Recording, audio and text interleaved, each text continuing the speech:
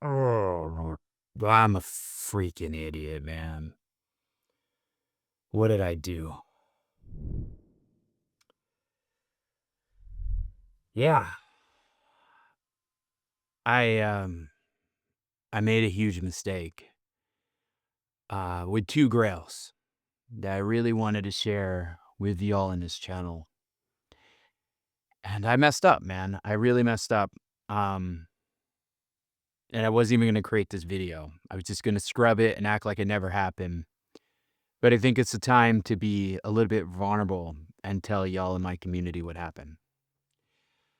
I planned this series of doing 3 Grail videos. I acquired 3 really cool Grails, records that I've been looking for a while.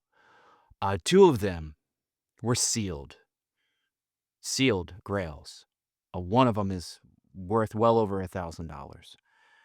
And I had them here, and I took the time to record the unboxing, and I was it was such a happy moment for me to share that with all of you and to record going through the albums, open them up, breaking the seal in front of you, doing the unboxing, and then promising to do a review. Well, even though I spent a lifetime in tech, and I've been creating videos in AV for going on 7 years, I screwed up. I deleted the unboxing videos. I lost the footage that I spent so much time preparing for you, footage that I waited to open these records, sitting here, just waiting to be heard, waiting to be enjoyed. I waited because I wanted to create that moment for you, so you'd have something to enjoy, good, fresh content to watch.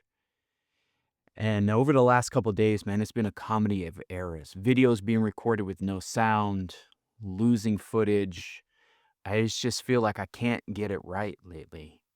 Now, I know what you might be thinking. You might be thinking, it's not like you damaged the records. It's not like you destroyed the records. You didn't destroy 2 Grails. But I lost the memory of it. And I know that I'm a YouTuber or whatever influencer. I don't really care the nickname. What I am at heart is a record collector. And having footage of opening up 2 Grails that I've been wanting for a really long time is something that I wanted for myself. These were memories for me. This is not every day you come across a hard to find record that is heavily sought after, that's still sealed, and be able to afford the investment and buy that record and then have that moment when you first lay your eyes on it. It's like Christmas and getting the perfect gift. That's how it feels to me when I open a record like that. And I know you record collectors know what I mean. It's that moment in time when you finally get your hands on something you really, really wanted. And it doesn't matter how limited or expensive it is. It's just a record you really, really want. Rare press, limited edition, colored vinyl, something that's signed, just a rare record you haven't been able to find in a store. Hell, I remember somebody got so glad they found the new Blink 182 record because they went to 5 different record stores and everybody was sold out, and they finally found a store that had it. It could be just that simple. But it was a moment of joy that's lost forever. Well, I do have the records, and I did record the review of both of these records before I realized um, that the footage was missing. So what I decided to do is this: instead of doing 2 independent videos and then a third one with the third record, I decided that I'm gonna combine the 2 that I screwed up, that I botched, that I made a mistake. And I'm just gonna share them with you now, and I'll go ahead and I'll open these things up. I'll do a quick unboxing for you. Unfortunately, it's not gonna be anything like I originally recorded, but at least allow you to see the records, and you'll see the 2 Grails, and I think you'll understand why I'm a little bit bummed. And then I'm gonna go ahead and conclude with both reviews. They're gonna be back to back. So you're gonna hear me go through one of the records and the reviews, and I'm gonna say, I'll see you in the next video. And then I'm gonna play the other review right after that in the same video. Um, because I don't know what to do with the footage. And I think honestly, I think the vinyl community, I don't want to say deserves. I don't owe the vinyl community. You guys don't owe me anything. But I think you guys that are real record collectors like this. You want to hear how they sound. They're too good of records not just to hit delete on the content. And especially, I'll be honest with you, these were two videos that the sound didn't record. And I spent 2 nights just repairing the audio of the reviews so I could get this video out to you, and then realizing I didn't even have the core footage of unboxing. I'm bummed. As you could tell, I'm not my normal energetic self. I will be energetic in reviews because I recorded them at a different time. But the two records I'm talking about, the one is the 2007 Led Zeppelin III. This is the classic records pressing. This is a grail amongst Led Zeppelin collectors. And the Big Daddy, the one, the only, Santana Abraxas, Mobile Fidelity cut. Some claim this is the best sounding record, even after the whole digital debacle, that this is the best sounding record you'll ever hear. And I talked about all of these records at length in the video. But yeah, I mean, it is what it is. So I'm going to move on for the sake of this. I don't want to ramble on any longer. I'm sure it's been about 5 minutes of me just complaining. And I know you guys say get on with it. I can feel it at home. But yeah, man, 2007, this is classic records. It was sealed. It's not sealed anymore because I opened it for you and for me. It does have the little spin wheel here. That works because it was brand new, so there was no damage to it. As the inner side, very crisp, clean record. This is a really cool collection here. And then the for those who like to know, it came with the poly-lined, just kind of generic sleeve. I transferred that into the Kermis Audio archival sleeve. And then for those that like labels, there you go. It's the green, white, and red label. Atlantic. Yeah. So a lot of people say this is probably the cleanest and most dynamic version of this album without getting into some compression and without really destroying the original intent of the album. That's really cool. It's an audiophile pressing. It's pressed on Quiex SVP. So this is their super vinyl formula. So this is, at the time, arguably one of the best vinyl formulas at the time. That's a little sticker there. And we're going to review this record. I've already listened to it. I got my thoughts. It's going to be coming up. But that's Led Zeppelin III. I have that to share with you. And then I have the Mobile Fidelity, Santana Abraxas. This is number 1104. I wanted to listen to this record, man, for so long. I've heard so many great things about it. And it's funny because even after the debacle with MoFi, there's still a lot of people that claim this record is one of the best sounding records ever. Now, I'm going to give you my thoughts on that. I actually talk about if I believe this record is one of the best sounding records or not. I also talk about a lot of things about this, a lot of the detail, what you hear in this. And I talk about it compared to other pressings. So hopefully you stick around for that. But for those that want to see, if you never saw the Mobile Fidelity, what's in it, it's like any other Mobile Fidelity box. I'm sorry my joy is not in it, as it probably was before. But you got your Mobile Fidelity cover with the label on the spine. And then you have your pad. And I've already kind of reboxed this, guys, so it's not going to be like the original presentation I shared. We have the two inserts. Let me just do this. We have the two inserts are the records within inside the record, right? So you got side 1 and side 2. And I've already re-sleeved these as well. So let me go ahead and pull this out. It's, again, Kermis Audio sleeves. So they don't really come with it. And then it's just, I'm not going to show you all 4 labels. And the original video I did, I'm not going to do it here, guys, because I know you just probably want to get on with it. But yeah, this is it, man. This is the Santana Abraxas. This is a 45 RPM across 2 LPs. A raved about record. This was really like the best record ever. then the whole DSE debacle happened, and I got to say, even some very notable people have lost credit because of that. This was the sleeve it originally came in, just a regular MoFi original master sleeves, which you're all familiar with. It did come, there's the plastic wrap with a hype sticker, the invoice. So I saved that just from a memory standpoint. It's not every day you buy a record like this. And then you have the kind of cardboard version of a gatefold here. So you get the band and the back. And I got to say, this is I said this in the unboxing, this is a very vibrant print. I don't know if that's coming off in a video, but this is probably one of the most vibrant versions I've ever seen of the cover. There's a card from the person who's the artist, I guess, of this the cover of the art.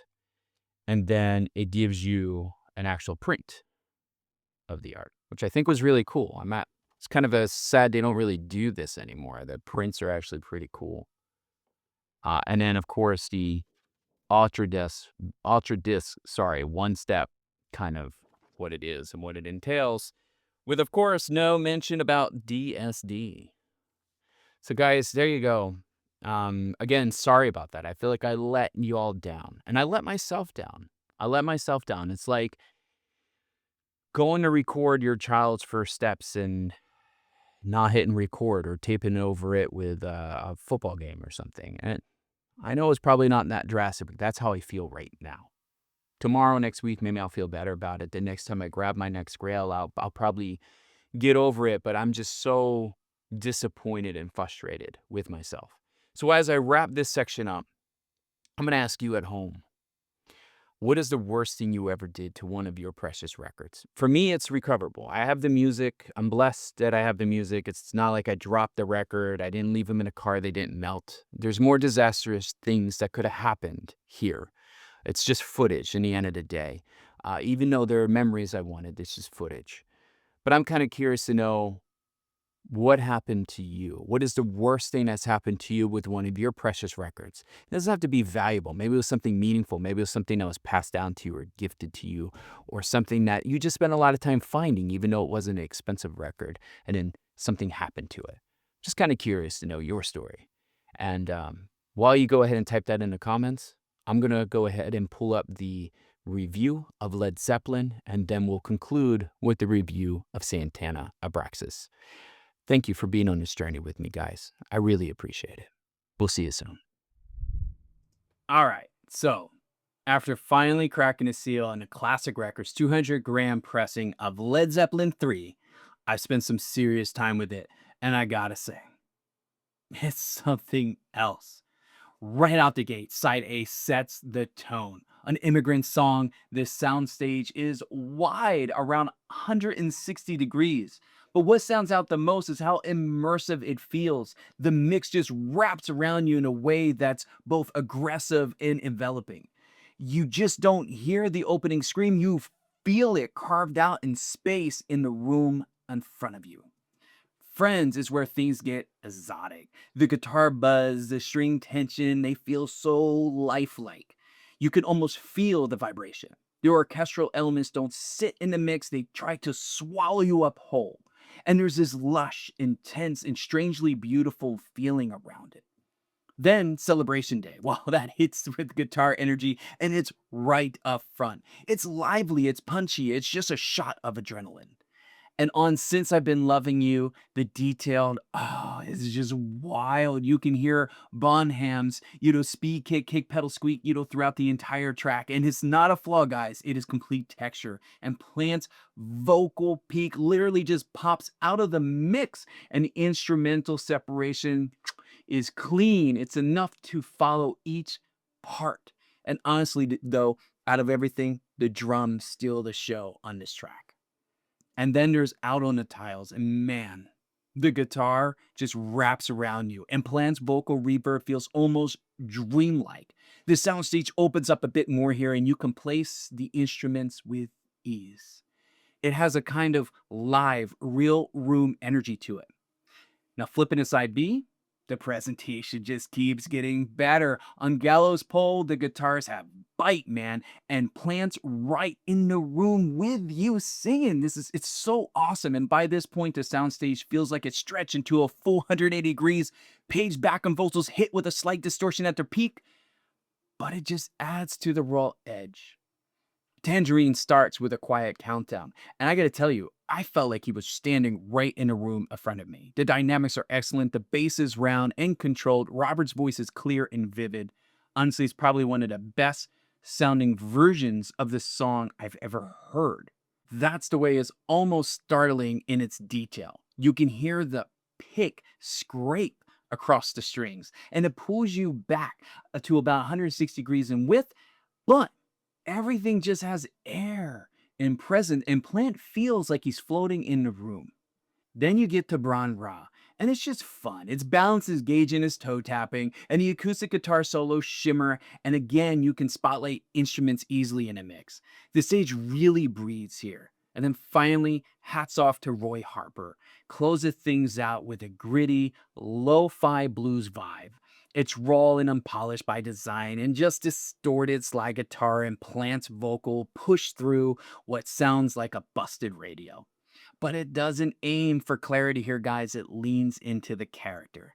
Through all of this depressing quality, it's top tier. The vinyl is dead quiet, no surface noise at all, no distractions, just pure music. Now, I'll be honest.